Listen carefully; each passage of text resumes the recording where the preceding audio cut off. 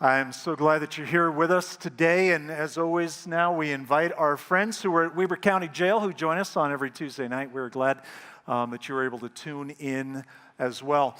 We're continuing a series entitled Stranger Things, and in all that we're looking at, this is about as strange as it gets, at least for me.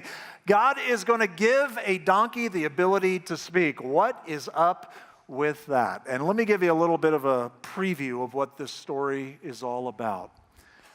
Have you ever wrestled with the idea of where you're going and whether or not you're on track or whether you've deviated from where you should be and where you could be? And maybe even if, you put hope and trust in Jesus and you recognize that you're on a journey together with him, but you're like, I have a hard time sometimes figuring out who I am, and I'm a mixed up, jumbled up mixture of motives and intentions and dreams and goals and hopes and ideas and all of that, and sometimes I just have a hard time figuring myself out, much less anybody else. And if you've ever found yourself in that place, this is your story. Now, I think that's just the human experience. Because I think there is a little bit of a battle that goes on inside of who we are. We all want to be drawn to the good, and we all want to be able to identify the bad and be able to stay away from that. But that's not always the way that it works. Can you identify with what the Apostle Paul said in the New Testament, paraphrasing just a little bit? He says, the good that I want to do, I don't find myself doing. But then the very thing that I don't want to be doing is the thing that I find myself doing. And if you know that battle, if you know what that tension is like in your life, we're going to see some of that in this story. Because we're going to get introduced to somebody who's a bit of a mysterious character. And he has the opportunity to lean into God. He has the opportunity to lean away from God. And what is he going to do? And how is God going to engage him along that road? That's what the story is about. And if you know that there's a sense of direction and calling in your life on one hand, you're right. If you also recognize that there are some cravings and some misintentions that will get you off track, you're right. How do we navigate that? How do we figure that out? How do we follow the path that God has in store for us? So let me set a little bit of context in this story before we jump into it. And this is way back in the Old Testament, and a nation called Israel has been set free from slavery, over 400 years of slavery inside of another nation called Egypt. God miraculously shows up, sets them free, and now they are on a journey to a land that God has promised to them. And as they're making their way, God continues to show up, and word of their coming precedes them, and a number of the nations that they are getting close to hear that they are on their way, and one of those nations is about to get nervous about this group that's on its way. And that nation, smaller one in comparative size to most of the others around it, is a nation called Moab. And maybe you've heard of it. It's an ancient mountain biking mecca known for slick rock and slot canyons around there. Not really. But there's a king of Moab, and his name is Balak, and he, has oversight of his people. Here's this nation is on its way, and, all that God has done around that is word that he has received. And so what is a king to do? Well, here's what this king does. He goes out and he hires a prophet. A prophet who could also pronounce blessings and curses on people. And this is, for all intents and purposes, a mercenary prophet. He is for hire, and his reputation has preceded him. And so King Balak of Moab says, I want to hire you because I'm afraid of these people who are coming, and I need you to curse them. And so that's where we pick up the story. And so here is the king's messengers come to the prophet, and here's what he says. Look, a vast horde of people has arrived from Egypt. They cover the face of the earth, and they are threatening me. Please come and curse these people for me because they are too powerful for me. Then perhaps I will be able to conquer them and drive them from a land. I know that blessings fall on any people you bless, and curses fall on the people you curse. Balak's messengers, who were elders of Moab and Midian, set out with money to pay Balaam, that's the prophet, to place a curse upon Israel. They went to Balaam, the prophet, and delivered King Balak's message to him. So in other words, the king says, I will pay you, and I'll pay you well, if you put a curse on those people. So what does Balak do? He's a prophet, and he recognizes that there are spiritual realities. Now, we might think, hey, anything that's spiritual must be good, and we've said this before, but it bears repeating. Just because it's spiritual doesn't mean that it's holy. And there are other spiritual realities apart from the things that belong to God. And so there needs to be some discernment along those lines. Well, Balaam is going to show us, hey, my intention is to lean into God. And so he says, well, I'm going to consult God. And here's what God says. God told Balaam, do not go with them. You are not to curse these people, for they have been blessed. Now, let me ask you this. Is there anything unclear about what God says there? That's pretty clear, right? Don't do it. They're blessed. Don't curse them. I understand the king wants to hire you. Don't curse them. And so Balaam, in response to that, tells the messengers, hey, look, I consulted God, and he said no, so, I can't go against that. And the messengers leave. And I think there's a part of us where we go, hey, Balaam is a good guy. He wanted to lean into God. He consults God. He wants to be on God's side with this whole issue. And so Balaam's a good guy. But with the complexity that is humanity, we're going to discover there's more to Balaam than just that. And I think there are a lot of us that can also relate to somebody who wants to be leaning into God, but then also has opportunities to lean away. So the messengers go and they tell the king, well, he's not coming. He's consulted God. And God said no. Well, the king doesn't want to take no for an answer. So he sends more important people with a bigger bank account. And they went to Balaam and they delivered this message to him. This is what King Balak of Moab, son of Zippor, says. Please don't let anything stop you from coming to help me. I will pay you very well and do whatever you tell me. This is an ancient version of saying, here's a blank check. Some of you remember what checks are. This is basically someone saying, you just name your price and you got it. I need you to come and curse these people, and I am not taking no for an answer. Just come and curse these people for me. Well, what's a prophet to do in response to that? Remember, he wants to lean into God. There's something else vying for his attention and his direction. But Balaam responded to King Balak's messengers, even if Balak were to give me his palace filled with silver and gold. Can I just read between the lines? Hint, hint, hint. That would be nice. And say there was a $1.6 billion, lottery. That would be awesome. Even if that were the case and his whole palace were filled with silver and gold, I would be powerless to do anything against the will of the Lord my God. But stay here one more night. See, and at that point we're thinking, he's a good guy. He's leaning into God. But stay here one more night and I will see if the Lord has anything else to say to me. You know what that is? That is somebody either hoping or maybe even himself expecting to change God's mind. Was anything unclear about what God said about the whole blessing and curse thing? No, it was pretty clear. You know what? Why don't you stay around and maybe God will change his mind. Maybe I can convince him. Just stick around. This is kind of like the story that I heard about the guy who on his way to work, he's bound and determined, I'm going to eat right and stay away from the junk. But man, there was a donut shop on the way that he had a hard time with.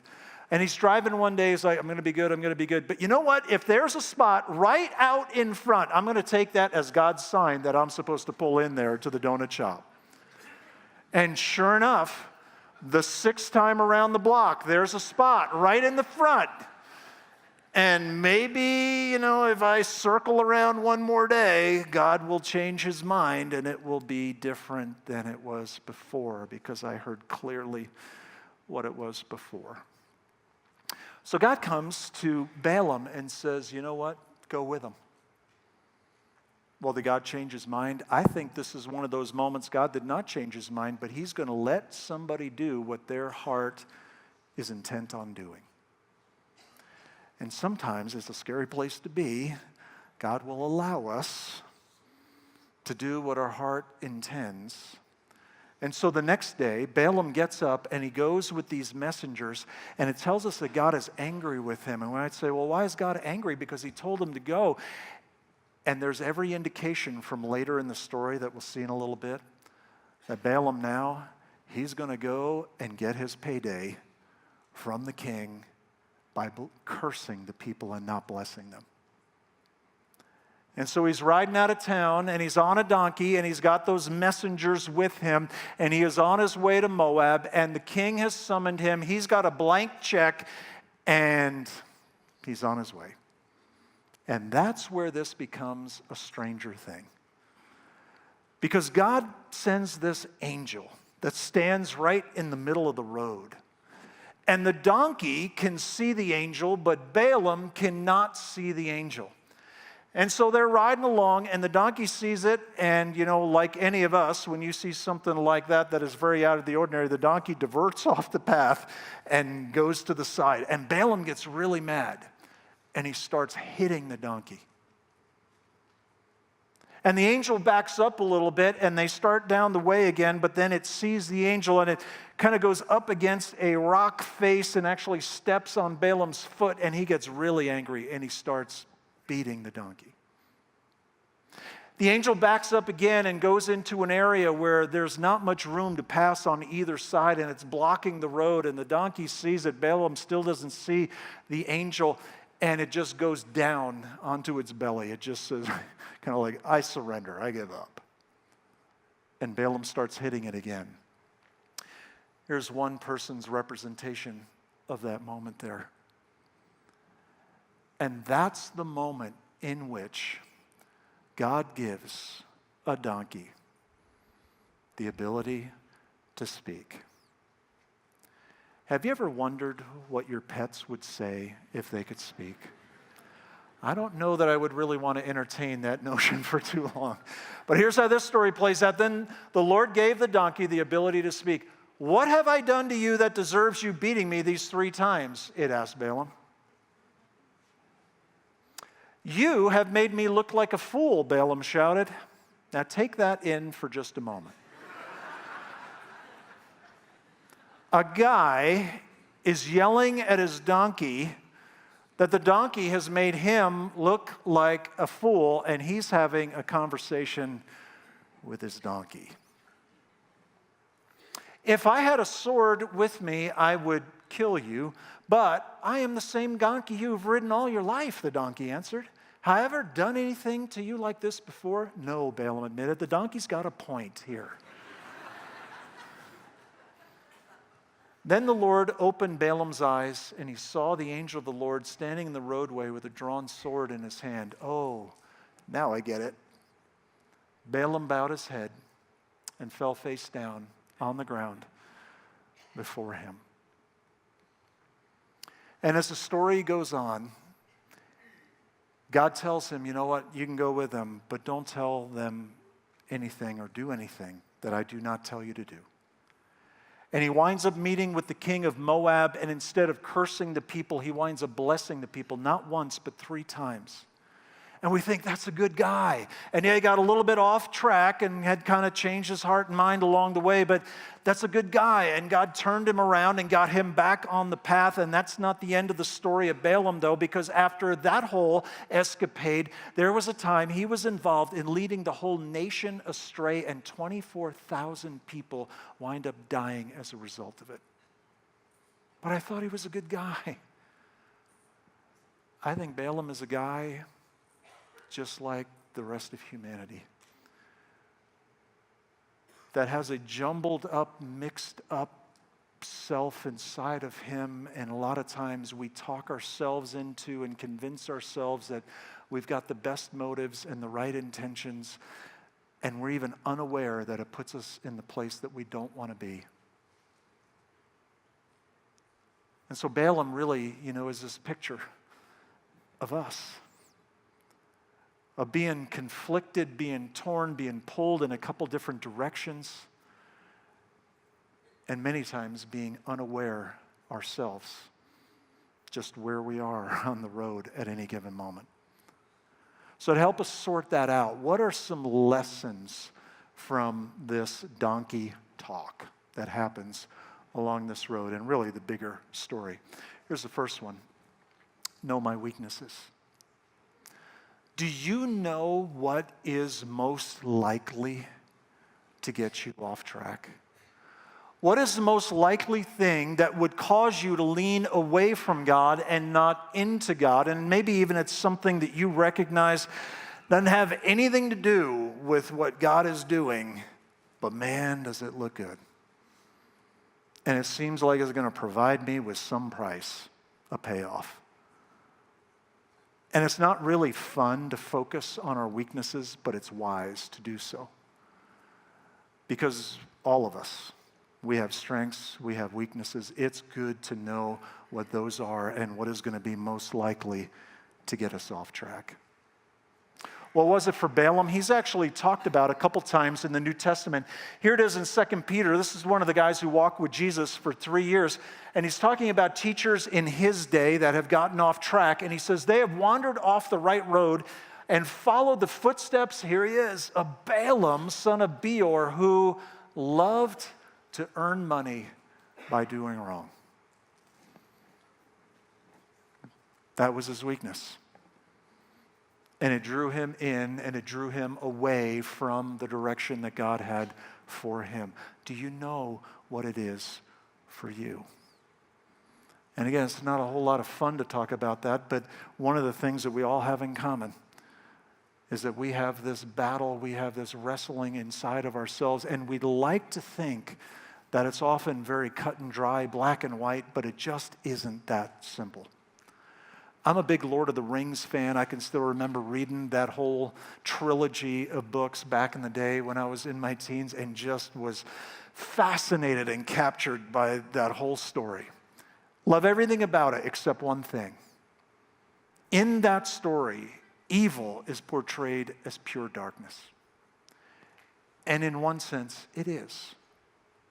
Good is portrayed as pure light. And in a sense, you know what? It is. But where we live, it's just not always that easy. And it's not always black and white. And there can be a whole lot of gray.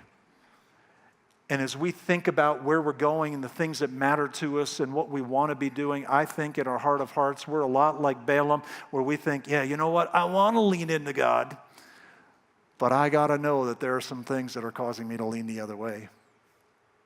This is one of the very reasons. Why do we stay engaged in a journey with God? Why do we come on Sundays? Why do we get together in our groups on an ongoing basis? Why do we spend time with God on a regular basis? Why are those good things, not things to check off a list, but things that are just vital to our spiritual life and growth and health? Why is that? Because a relationship with God begins when we put hope and trust in Jesus. And that is always a great day.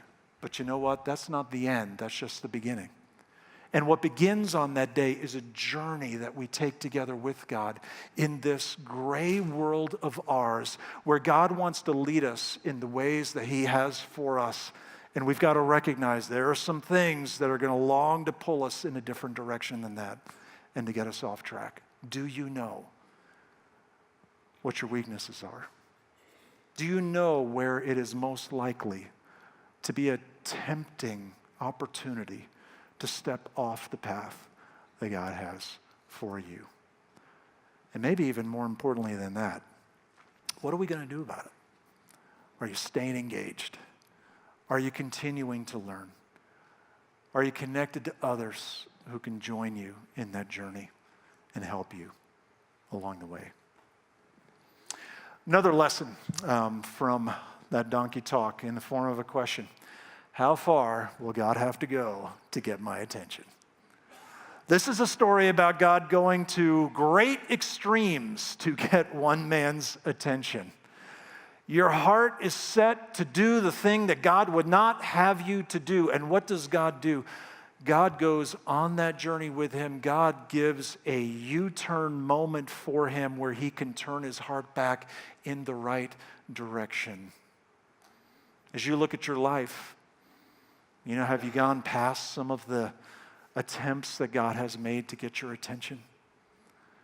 Are there ways in which God has sought to redirect you? And I think it's really important that we learn to identify those and to pay attention to them and respond to them. They're not always dramatic. God only did a talking donkey one time that we know of. So it's not going to be the same all the time, but there is a God who longs to get our attention. And if you want to know what his motives are, it is to draw you to him, for you to experience the life that is found in him. It is to discover all that he has for you. And God knows better than anyone that in this broken down world of ours, that is not always going to be simple. It's not always going to be easy. But you can journey with him.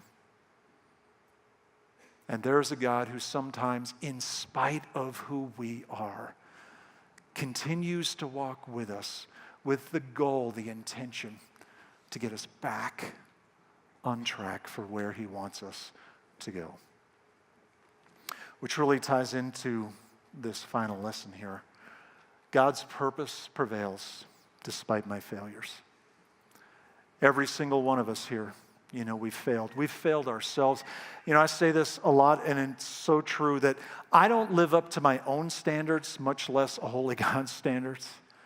And when we, recognize even a little bit of who we are, we might tend to write ourselves off and thinking, well, the best that God has is reserved for people who have gotten it right and have a better track record than I do, but I'm wrestling with this. Everybody else seems to have their act together. And you know what the truth is? Pretty much everybody else is thinking the exact same thing. So if you have failed and you have recognized some of the dark side that lives inside of you, and maybe you look back and you say, you know what, I've forfeited some of the best that this life has to offer. I don't for a minute want to say you can get everything back, because sometimes circumstantially and humanly speaking, that's impossible. But let me tell you this, it is not too late for you to get onto the path that God has for you. And it may not be the same, but it can be good. And God is stronger than your weakest moment. And God is better than your worst day. And I don't say that as a way to say, you know what, it's all good. It doesn't matter what we do, because it's not all good. And it does matter what we do. I say that because sometimes we put ourselves maybe in a position like this and say, well, you know what, I made the wrong decision. I guess God's just going to write me out of the whole story. He's not. And what he longs to do is to draw you to himself and to lead you in a direction that he has for you. Many times, God continues to journey with us in spite of us. And that's good news. And so if you've written yourself off, you need to get out your eraser, because God has not. And there's still opportunity for you to not only know, but to follow the God who loves you with an everlasting love. And really what we're saying in all of this, I think this is really the story of Balaam's life, and I think it's also the story of our lives. I can follow my craving or my calling. And the good news is we get to choose. The bad news is that tension, that battle is real. That's not just words. That's not imagined. That battle is real. And even on this day, as we come to honor and worship God together, let me tell you, we come to a God who understands that as well. In the beginning of the Bible all the way to the end, you know what you find? You find this battle, this struggle between good and evil. And there is a living God. He also has an adversary, and they have been at war with one another for a long, long time. Now, the outcome of that war does not hang in the balance, but the battle continues. And you find people who had the opportunity to make those kind of choices. What am I going to follow? What decisions will I make? And even when Jesus was here, think about this, God in the flesh, right from the beginning where he goes public all the way up to days and hours before he goes to a Roman cross to make payment for my sins and for yours. At the beginning, God's adversary comes and says, I'll give you the world. You just get off track from where you're going. And that was a real offer. And Jesus said, nope, going to stay on course. There was a time one of his followers said, you shouldn't go to Jerusalem. If they're going to convict you and try you and, crucify you, we shouldn't go there. Jesus says, we're going. And right up to the very last moments, Jesus is in a garden kneeling and praying, and drops of blood are dripping like sweat because he knows the cost that is going to come by shouldering my sin and yours. And he does it. He even prays in the last moments, God, if you can take this cup away from me, if there's another way. But the reality is there wasn't. And so he did it. And so we come to a God who knows that there is a real battle. But know this, without any shadow of doubt, there is a purpose that God has for your life. There's a reason that you are here, and that reason is good. And together with God, we can experience what that looks like and more of what God has for us. But we also got to recognize there are some things that are going to lead us and draw us in a different direction. All the more reason to draw close, to be engaged with the God who loves us to the point of facing all that he did so that we could belong to him. And he loves us in ways that we can't even understand today. But your life and my life, there's a purpose. There's a reason. That purpose is ultimately discovered together with him. I'm going to invite you to bow your heads together with me. And just before I pray, could it be that today, for the very first time, it's a day to take that step into a relationship with God by putting all of your hope, all of your trust in Jesus? And maybe you've been trying to do it on your own. Maybe that's a whole new idea for you, and maybe you thought he did some and you did some. It's a 100% deal. It's all God's grace that rescues us, that makes us a part of his family.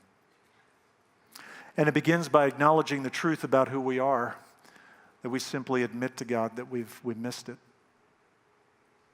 We've missed our own standards, much less his. And then it's asking him for forgiveness. It's asking to be made right with a holy God. Another word for that is righteousness, and we can't find that on our own. But that's what he's able to give us.